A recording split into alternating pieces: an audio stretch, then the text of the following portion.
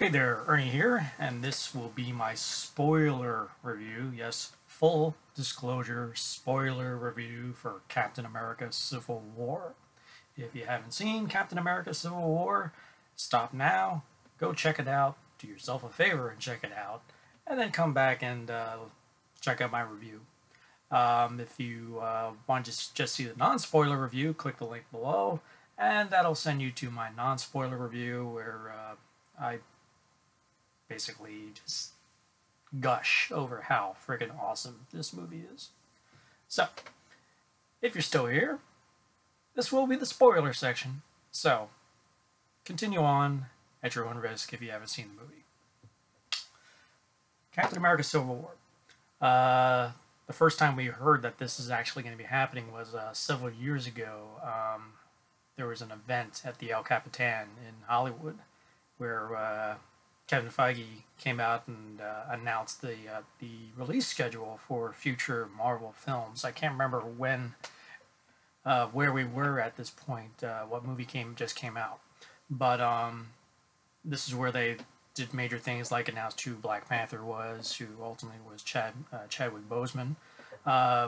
We found out the titles of like some films like Thor, Ragnarok, and we found out that they're going to be doing Infinity War.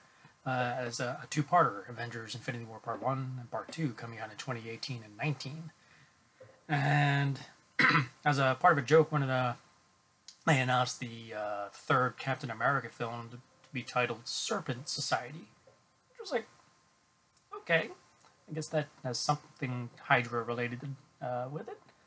But it turned out that a little bit was a ruse, and what was actually going to be going down in the next Captain America film was Civil War.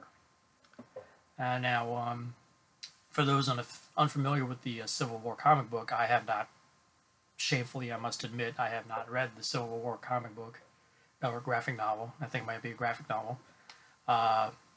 Where basically in the book, I guess it was either the UN or the U.S. Congress decided that they want all superheroes, or those with, I guess you would say, in terms of the movies, enhanced people to come out of hiding and basically just say, I'm so-and-so, and register that you are this person. So, Captain America was totally against that, but Iron Man was in support. And then there was a clash between the Marvel Universe, Avengers, Fantastic Four, Spider-Man, Punisher. They were all in there in the mix, and going to war over this stipulation that was created. So, like, now that I'm talking about it, I definitely think I will have to go read Civil War. But in terms of the movie version of Civil War, the consequences of previous missions is coming to light, and because of collateral damage, the UN basically feels that the Avengers and any other enhanced individuals need to be kept in check, need to be like corralled and controlled. They can't just randomly go off and do whatever they want to, but they have to be like contained and only sent to specific missions that will actually benefit them. And the skew is that Steve Rogers' argument is that the Avengers, should control the power, because ultimately by signing the Sokovian Accords would result in them working for other people's agendas. What if there's a situation where they have to go somewhere, but they won't let them go, or they send them to a situation that is basically way below their standards of what they need, what they should be doing, and in that situation maybe they're missing something else they should be taking care of. On Tony Stark's side, his feelings of guilt and remorse over the last several missions that have resulted in significant damage, and not just to to the general population in cities, but also to the psyche of some team members, including Tony himself. And he feels guilty about that, and he feels that they do need to be kept in check so that they can contain any possible damage or prevent any future possible damage. So that's what the situation is. What I loved about Civil War, and what I think, yes, I am going to be delving into DC versus Marvel, in particular the DC Cinematic Universe versus Marvel Cinematic Universe. Who did what right? Who did what wrong? It's an easy point of comparison. It's like apples to oranges, but I will go there. So if you're DC haters, Marvel lovers, vice versa, have at it. I remember one of the major complaints about Man of Steel was that at the end, no one was bringing up the fact that he just obliterated Metropolis, a good chunk of Metropolis, and they're not going to address that. I was like, really? But that lingered over the head of the film, one of the major complaints, and then that probably was something that fueled the narrative of Batman v Superman: Dawn of Justice. But I could not help but feel that was just an after effect of what occurred at the end of Man of Steel, that they got to address that and shoehorn it into that screenplay for the next film. But the problem was we only knew these iterations of these characters for one film. We only knew of Superman. This is our first time seeing Batman, Bruce Wayne, in the Ben Affleck era. And we could totally get behind that because we know the history of Batman, and the way they addressed it was cool. And basically, as a result, when we're dealing with consequences, we didn't feel the drama of those said consequences because we weren't familiar with these characters, nor were we at a point where we actually legitimately cared about these characters. Reminding you, this is only the second time that Henry Cavill appeared as Superman, Clark Kent, and there were still lukewarm feelings towards that character. So that going into Batman v Superman, you didn't really feel the emotional weight of when Batman and Superman came together and fought. And for me, I felt, because I like Batman v Superman. Don't get me wrong. I mean, it's not the greatest movie, but I did like it more so than Man of Steel. But I got the feel of the Batman v Superman conflict, and I felt the drama and of that. But it's just the movie overall. I just didn't feel the gravitas the movie should have. So on the flip side with Civil War, they had the benefit of we as viewers and fans know these characters. We've been with them for, I guess, eight years, longer than that, maybe 9 years since Iron Man first appeared, and we are very familiar with these characters now. They've been in 2 Avengers films, their standalone films, and their sequels, and we know these characters. We love these characters. We understand their chemistry. We know their history. We know their background. And all this time, all we were doing is watching them doing their heroic things to save us, save the world, and that this in spectacular fashion. But as the series progressed, as the MCU progressed, they started delving into the relationships of these people and the psychological makeup of some of these people, in particular like Iron Man 3, how Tony Stark was suffering from PTSD after the events of the first Avengers, and then they started addressing that in Age of Ultron, that first encounter in Avengers really messed with his head.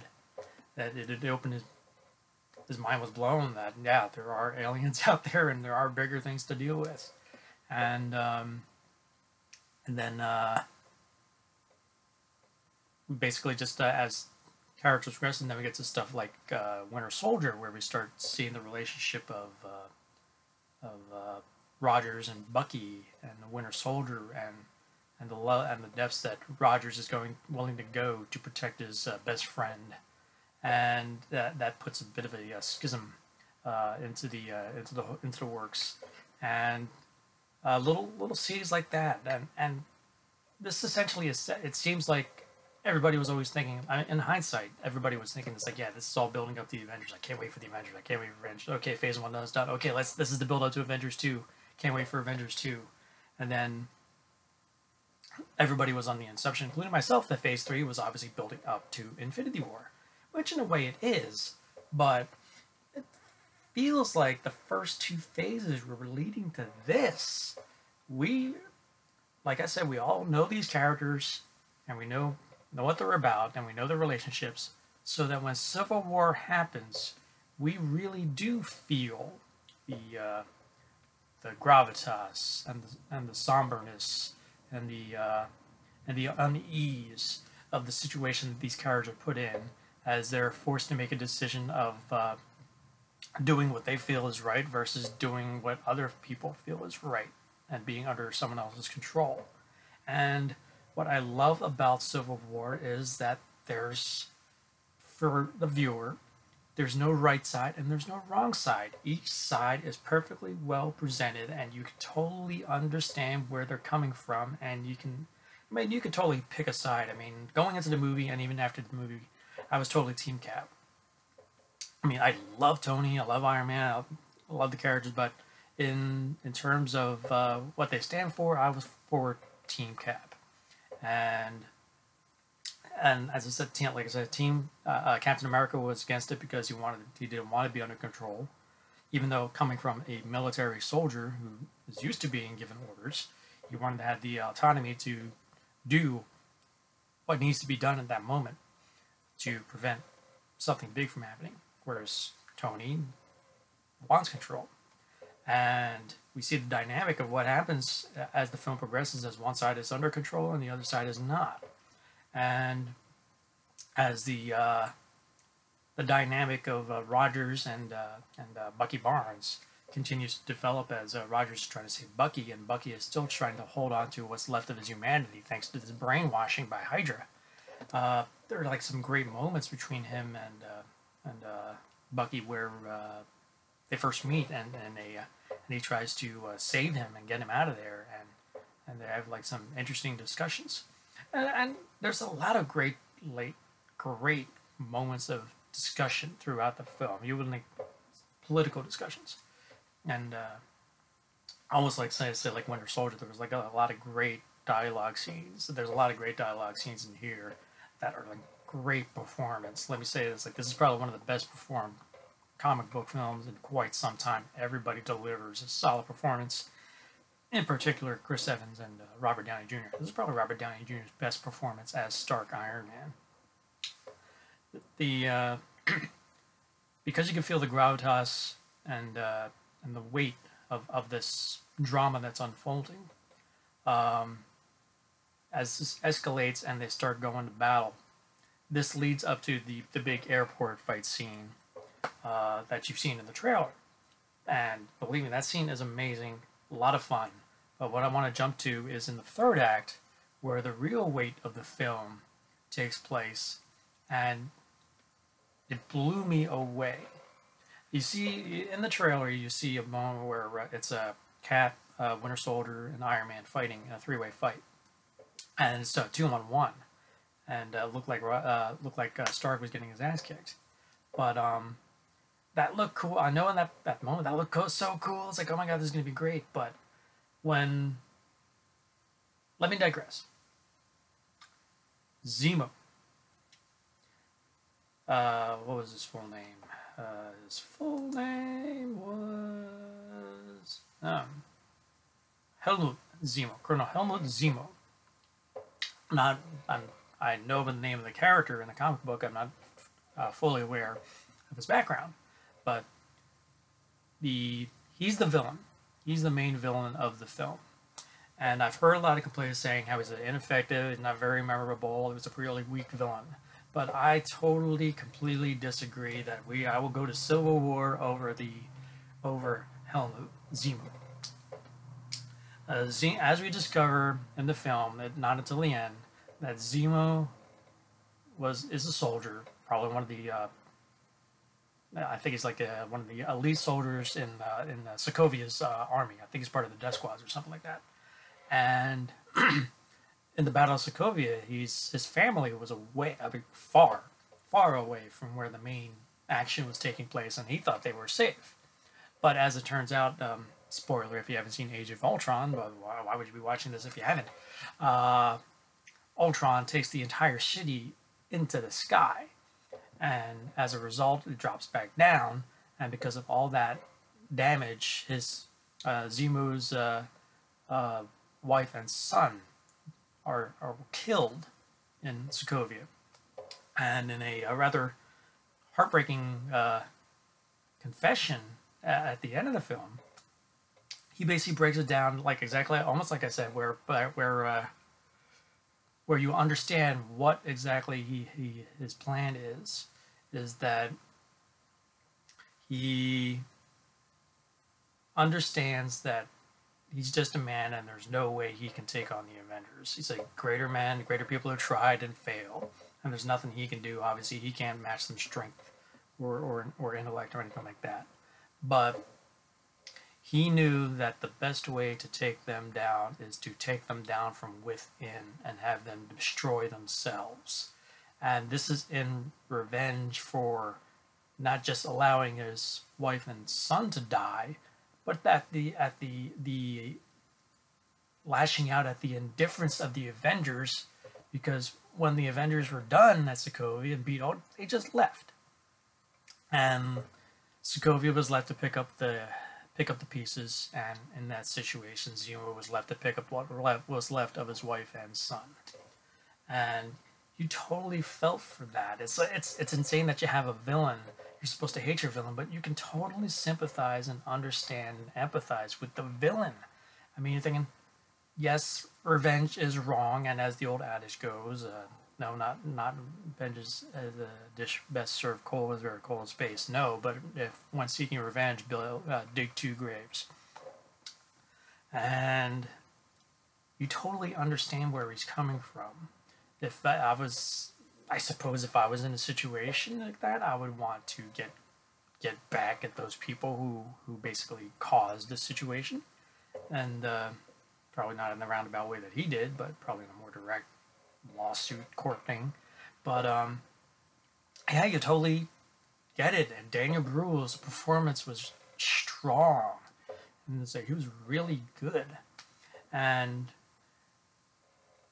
with his plan revealed that his intention was to destroy the Avengers from within,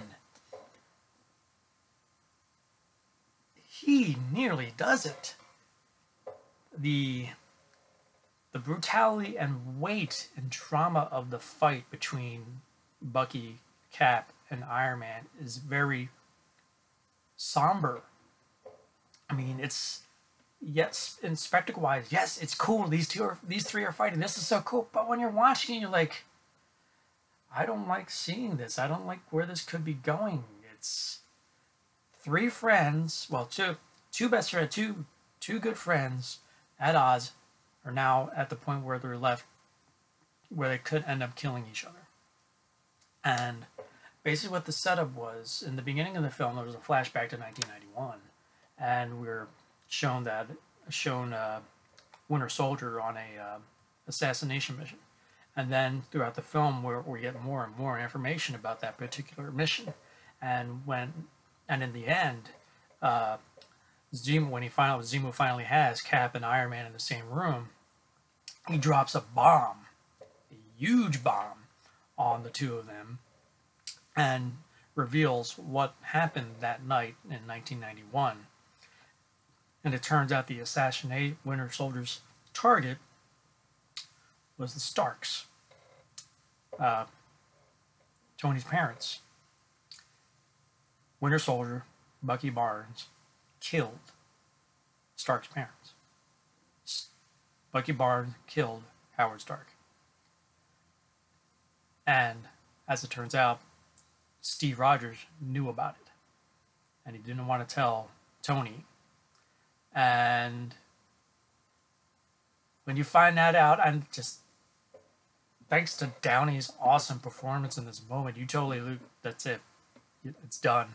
there's no coming back from this. And the fight was brutal, and it was really brutal to the point where literally thought that someone was going to kill someone, and in the moment I thought someone was going to kill someone. But thankfully, in the end, that's not the case, but the damage was done. Zemo put that divide in the Avengers. The Avengers are split. And it was pretty, and I love the fact they don't sugarcoat it and saying water under the bridge is like, oh, hey, dude, I'm sorry, I understand, it was the heat of the moment and all that crap. No, the movie ends with them divided.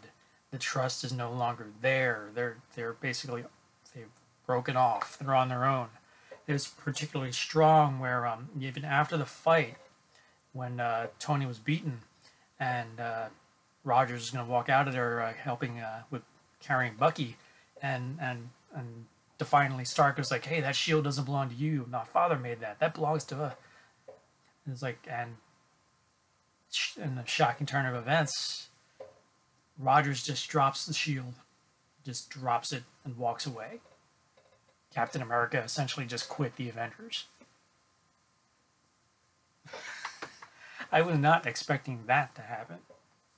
And I love the fact that it's taken these characters to darker depths and really, really developed them even further. So that's the main bulk of the arc of why.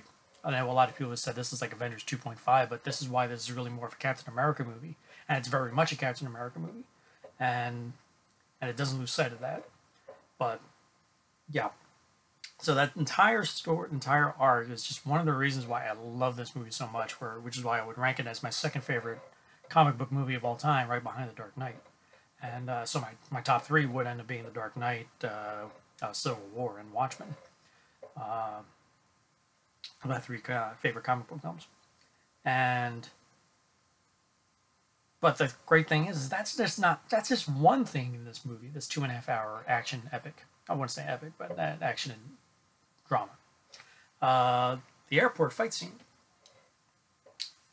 Probably one of the most fun, entertaining, and eye-popping action scene in a comic book film ever put to film. All the Avengers, plus 2 additions, come to a head and fight.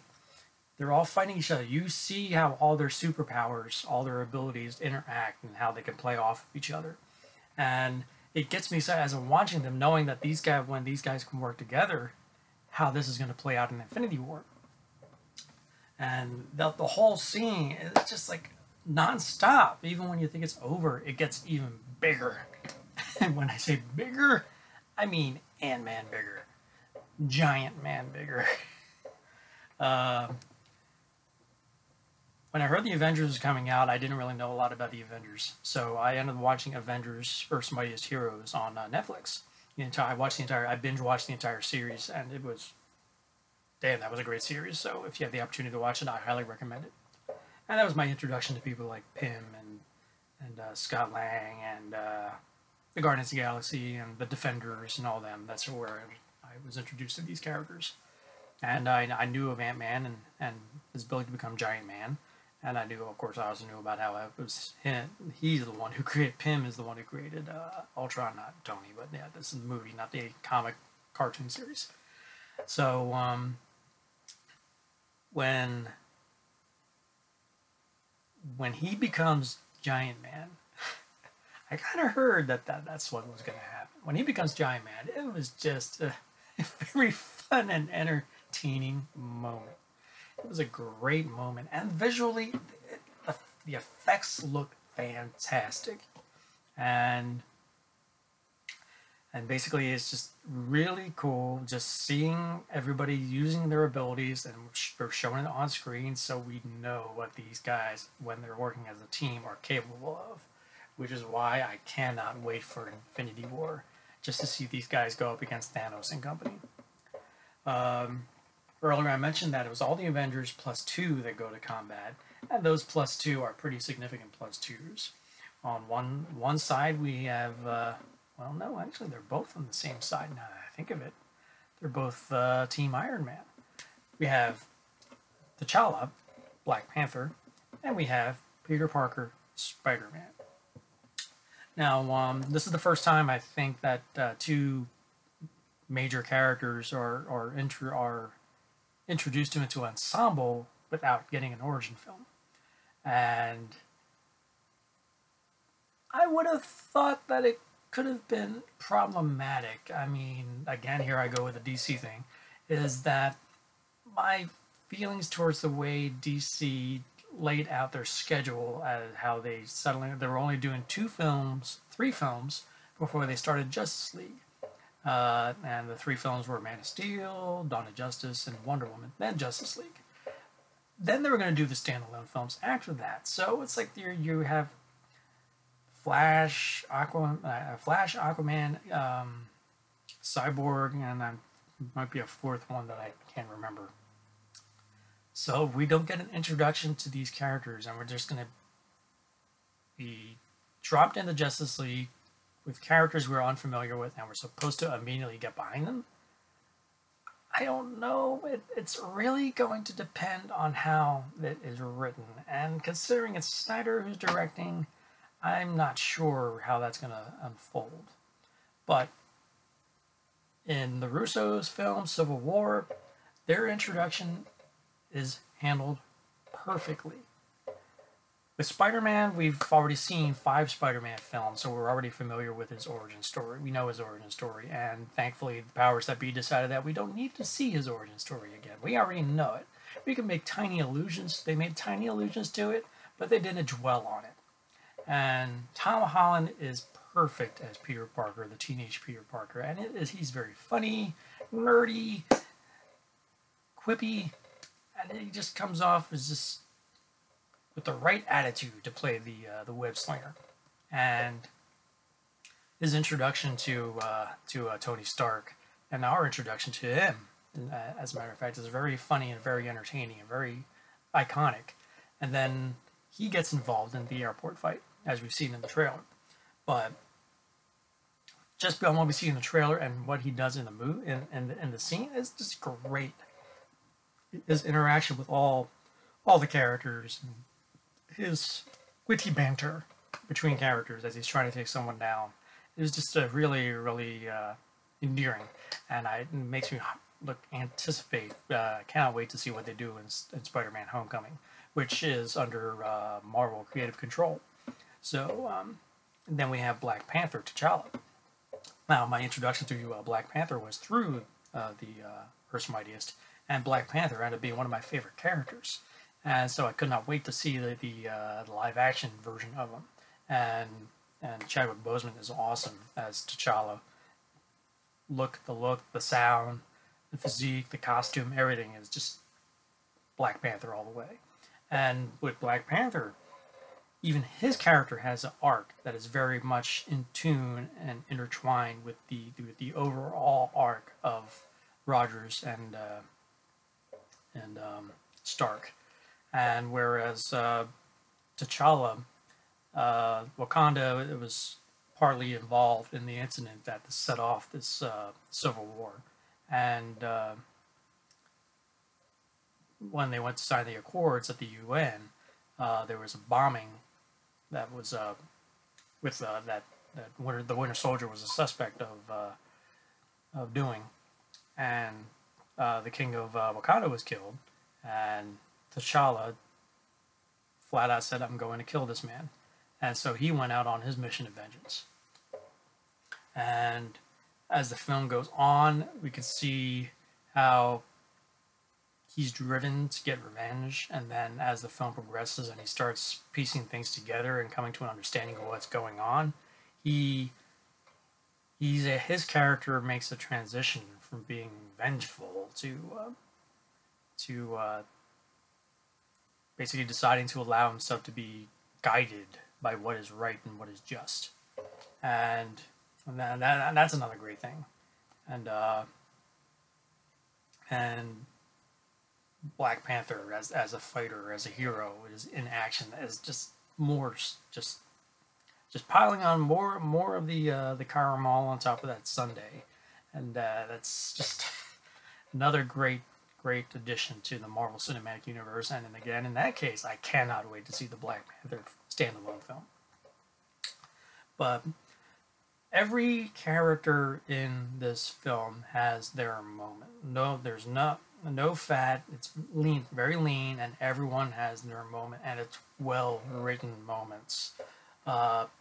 Romanoff, Black Widow, Scarlett Johansson it's great in this as she tries to keep a balance and keep her friendship going between the two main protagonists, and she tries to keep struggles with her loyalties. Sam Wilson Falcon, it's his loyalties to Cap, and he's really entertaining as he's trying to keep things in balance. Rhodey, War Machine, is another great Hawkeye. Jeremy Renner, who many people have said is like, yeah, he probably didn't really need to be in this, but his addition, he was a great addition to this, and since he's basically one of the few guys who actually really has no super abilities outside of his dead aim, and he has some great moments, and then you got like Paul Bettany as Vision and Elizabeth Olsen with Scarlet Witch and their interaction and their discussions and what's going on with her. And then Paul Rudd as Lang, as Ant-Man, his introductions and his first meeting with Rogers was very funny and very entertaining, and he was just ended up being very endearing throughout his appearance in the film. And so even Crossbones, Frank Grillo, has a great moment where he, fueled by vengeance, he seeks to kill Cap, even if it means the cost of his own life. So vengeance is a huge theme throughout Civil War, and like I said, if you're seeking revenge, be sure to dig 2 graves, and in this case, it's true. While amongst the core group, no one died, but there is an open plot there where the Avengers of what they used to be is now lying, and so now it's just, where do they go from here? We know that the schism is there. They're broken. At the end of the film, Steve sends Tony a package that has a cell phone and a note, and he pretty much tells him that the Avengers are yours. If you ever need me or need us, the us being Team Cap,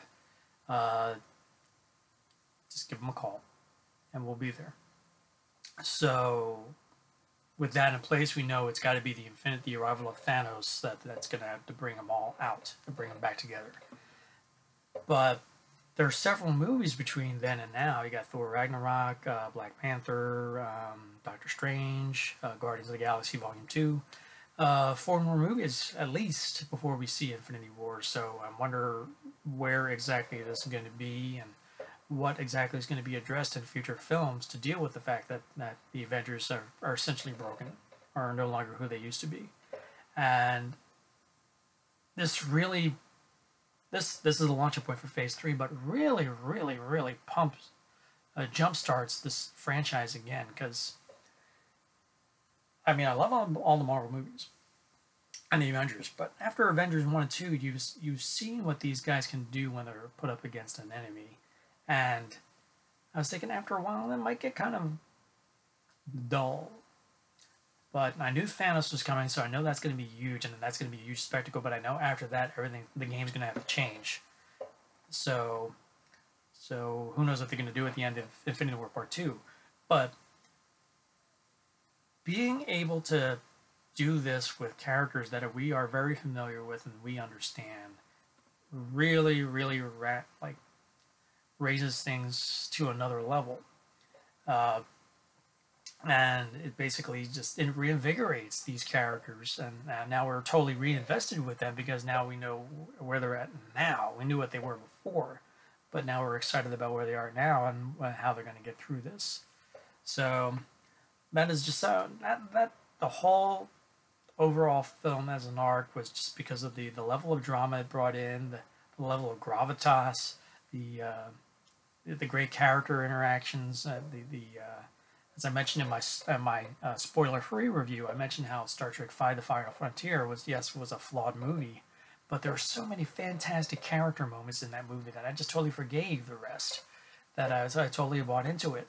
And this one is full of many great character moments, and with that is pieced together with some spectacular action set pieces, and that's why I gave it a 10 out of 10, and that's why it's so high up in my favorite comic book films, number 2.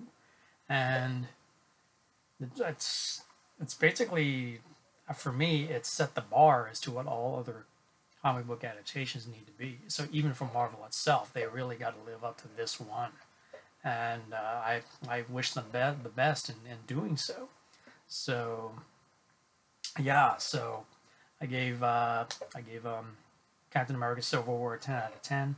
I've already seen it twice already, and I'll be seeing it again, this time in IMAX, because the airport scene apparently is in full IMAX, and I can't wait to see Giant Man in giant size on a giant IMAX screen. So yeah, and apparently it's doing really well at the box office, as I think they said the Friday numbers were like 75 million, and it'll probably top out maybe 180, 185 million for the weekend, and that'll be one of the top 5 weekends of all time. So, Civil War, fantastic movie, great performance, great direction, great writing, and definitely for me one of the better comic book movies ever made. So, if you like this review, hit that like button below.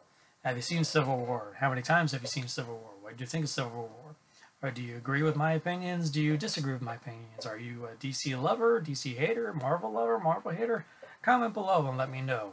I'm very curious to find out what your thoughts are. If you haven't already subscribed to my channel, please do, so you can stay on top of my reviews as they come in. So, until next time, Excelsior!